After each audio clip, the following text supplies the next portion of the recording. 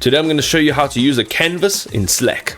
Ladies and gentlemen, you can actually create a canvas in any one of your channels, any one of your direct messages. All you need to do is go ahead, click on any one of them. I'm going to use this one for an example.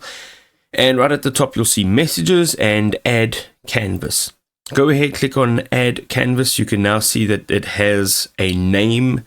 It's loading your canvas. And we are going to give it a second. We'll be able to customize this completely. Now, the first thing we need to do is give this a name. So let's go ahead and say canvas 1. You can see it's now changed in the name over here.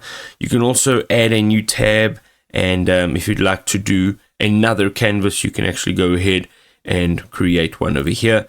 And then it says words go here, wouldn't you know? You can click down over here for moving this around. Also, if you click down on it, you can copy the link to the section. You can actually format this paragraph. You can add a call out. You can also add a section to the left or the right, and then you can just remove it. Now, once you've clicked here, you can of course use the slash commands, so you can add in pretty much anything from basic to media, Slack profiles, different layouts.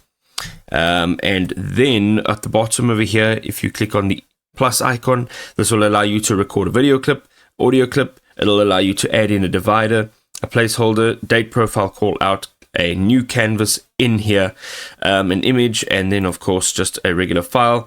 Here you can change the formatting. Here you can add emojis, attachments over here. You can also add a checklist. So here you can see this is a checklist. Let's just say to do. And then you can add a table in over here as well. You can expand this and move this around. And then the last thing over here is the layout. So you can have it as 2 columns or 3 columns, depending on what it is that you'd like.